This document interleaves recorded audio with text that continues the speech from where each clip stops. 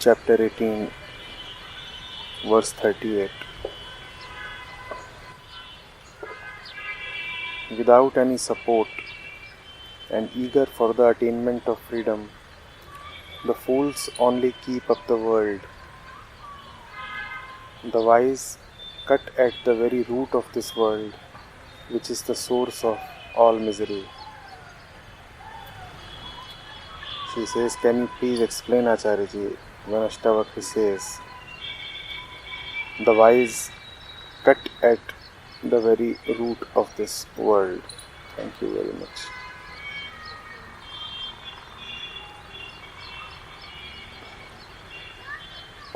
Ashtavakra says, the fools are without any support and yet eager to attain freedom, and in this pursuit they only keep up the world. The wise, on the other hand, cut at the very root of this world. What is this world?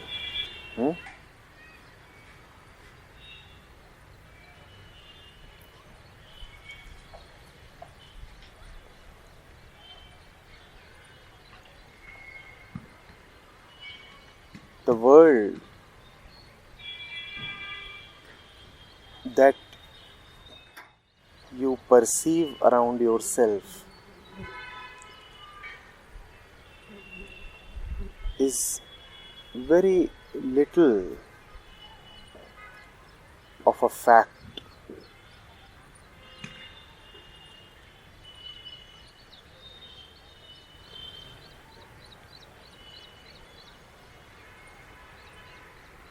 You perceive it,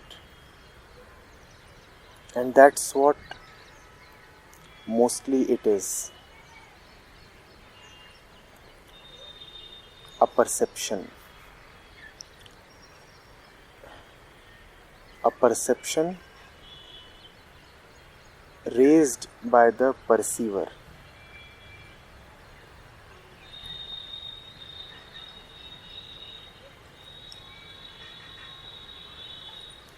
It would be a fallacy to think that if you are looking at the green here or the blue up there,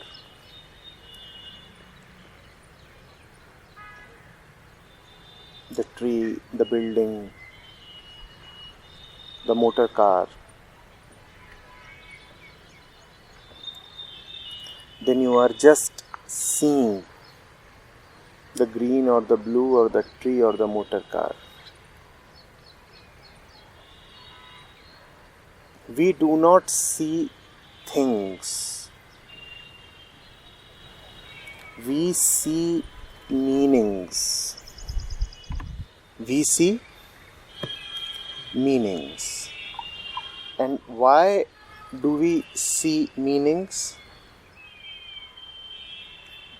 Because we sense a certain meaninglessness about ourselves.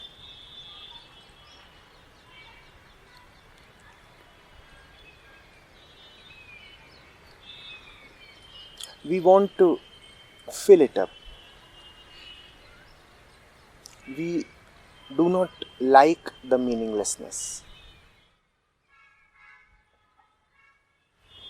So we want to fill up the meaninglessness with meanings coming from the entire world. Now the world as such has no meaning whatsoever. The grass is just grass. The sky is just the sky. But we imbue it, load it,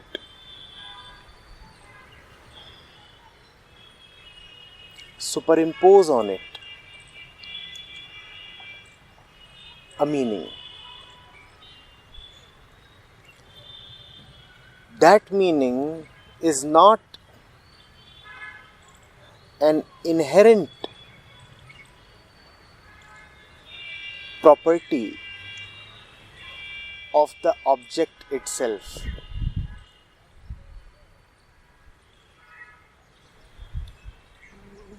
That meaning, as we said, is superimposed on the object by us,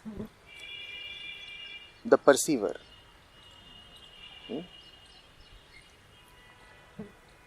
But if we admit that, then the object will cease to have any attraction for us, any sense for us, any importance for us.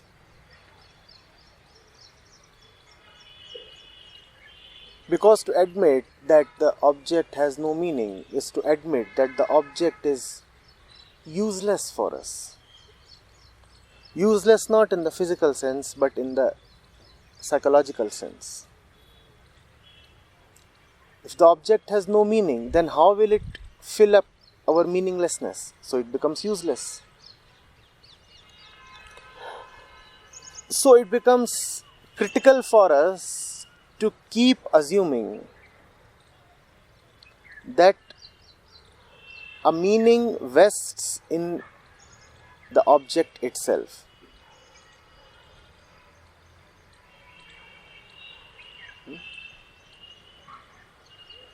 It is a self-hatched conspiracy against the self.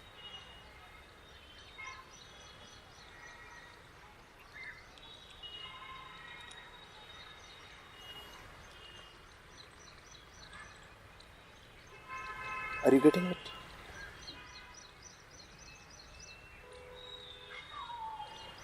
Now the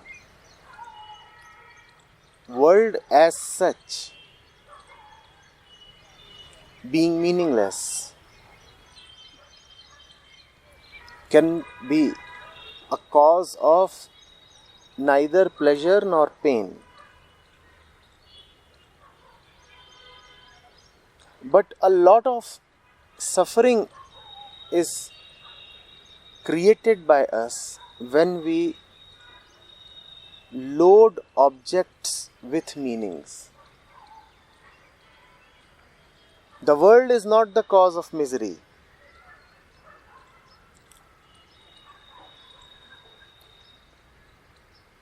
Our perception of the world is.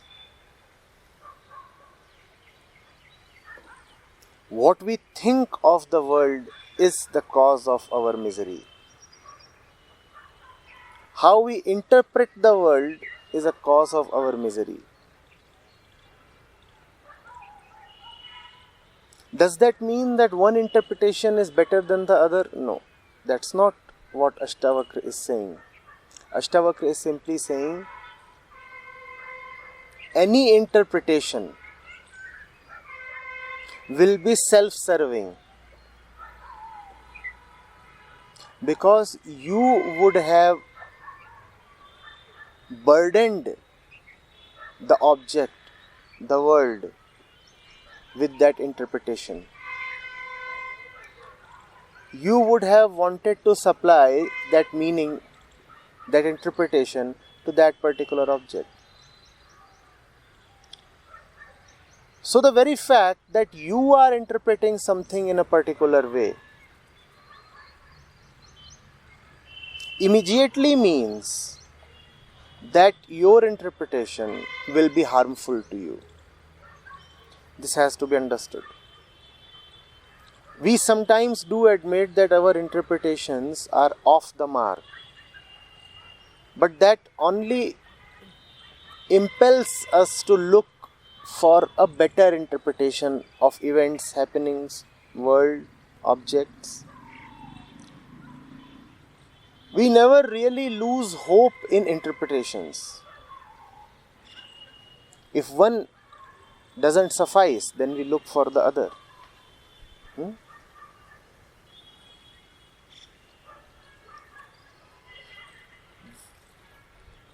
Your interpretation arises from your need to seek fulfillment through an object, right? Why does one interpret at all? Why is one not content just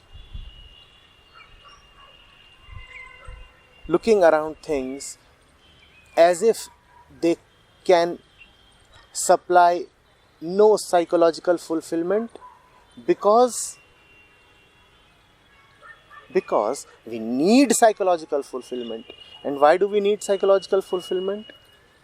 Because at the root of the person lies an assumption rather a delusion.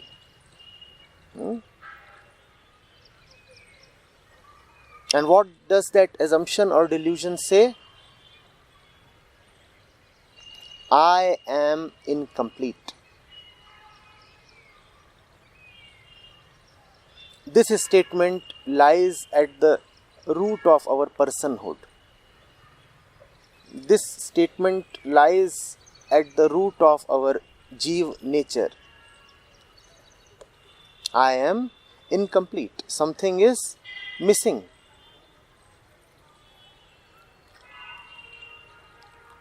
So one looks at something, rather anything,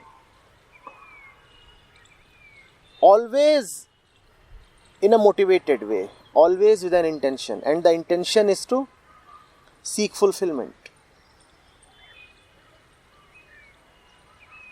When your defining statement is that I am unfulfilled, then what would you use the word for? Fulfillment. So you look at anything and your purpose is just one.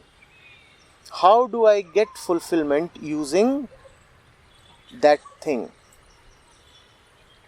So you supply that thing with a particular meaning. I re-emphasize that the meaning has very little to do with the object itself.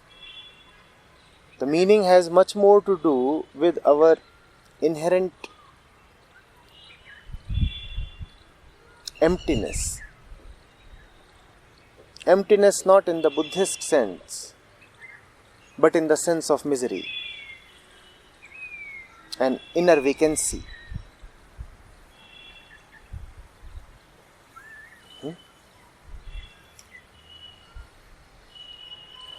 An inner loneliness.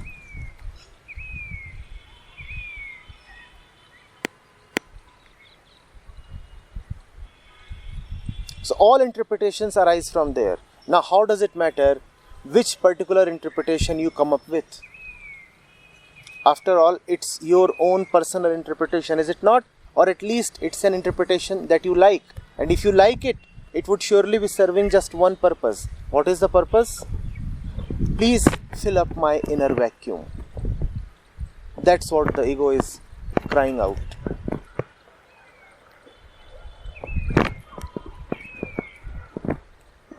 You get this? Now Ashtavakra is saying, the wise cut at the very root of this world. Mark the word this. Ashtavakra is not saying that for the wise the world does not exist at all. The world does exist even for the wise, but not this world. What is this world? This is a world of meanings, promises,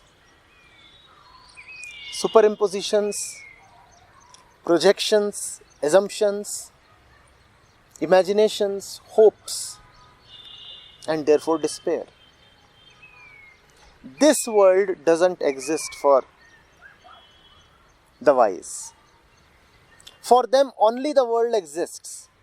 Naked, simple and innocent. Our world is a heavily decorated world.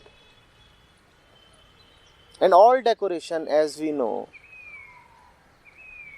covers up the essence. In fact, that's the very purpose of decoration. You want to hide something, don't you? We often claim that we decorate to embellish, to express, to bring out.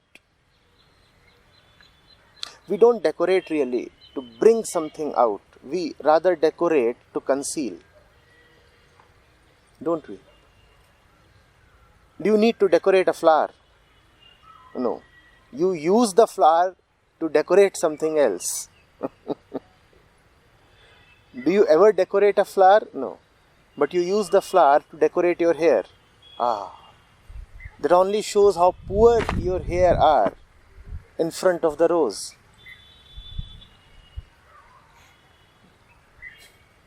Do you ever use your hair to decorate the rose? That's not needed. That would be stupid.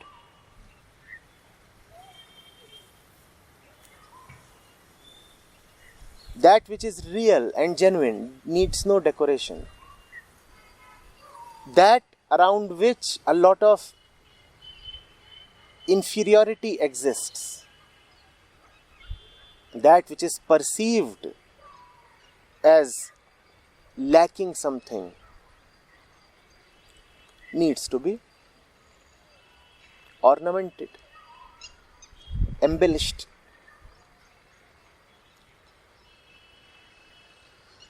Getting it? For the wise, the world does exist. The grass is grass, the sky is sky. Birth is birth, death is death. They have meanings in a physical sense, but they have no meaning in a psychological sense. Yes, certain gain may happen. You may gain $1 million. And loss may happen. You may lose $1 million. All that has only a physical context, a material context. $1,000 came to me. $1,000 went away from me. But for the wise, this event would have no impact on his psychological being, on his core. He would not say that the arrival of the $1 million made him bigger. And he would not say that the loss of $1 million turned him smaller. He remains who he is. Yes, something materially came, then something materially went away. But I neither gained nor lost.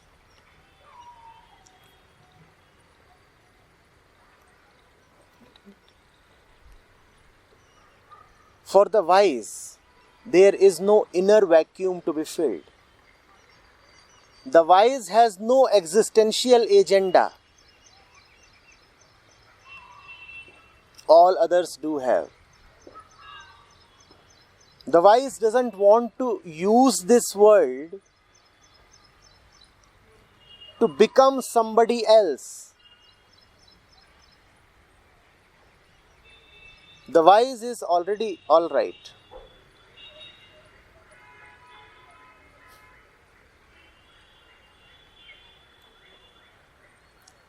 So what is his relationship with the world then?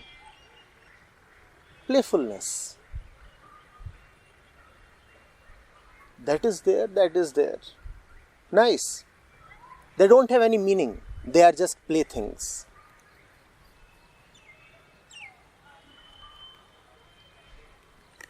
For the wise, nothing has any meaning. All things are just playthings. And for the fool, even playthings become very serious.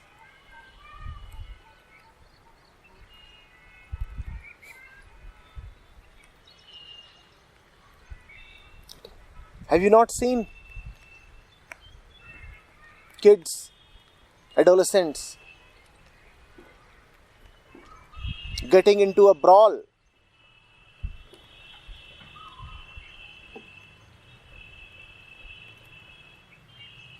over a game of soccer. That's how the worldly mind is. For him, everything is important, everything has a meaning, everything is to be taken seriously. Because something big is always at stake for the fool. Pride, prestige, advancement, achievement, security. Something is always at stake. He is always in the danger of getting belittled. The foolish one is always under attack in his own perception. The wise one is fully secure. He is not being attacked.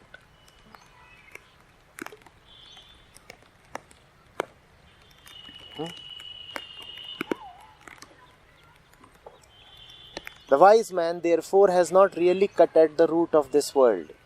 He has firstly cut at his own insecurity.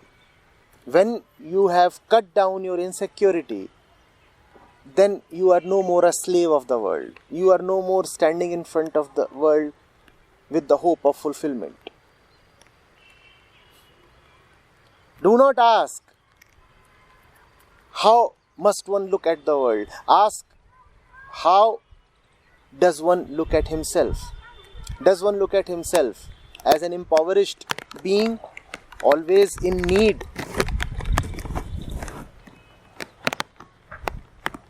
Or does one look at himself as healthy, alright, inwardly full and secure? That must be asked.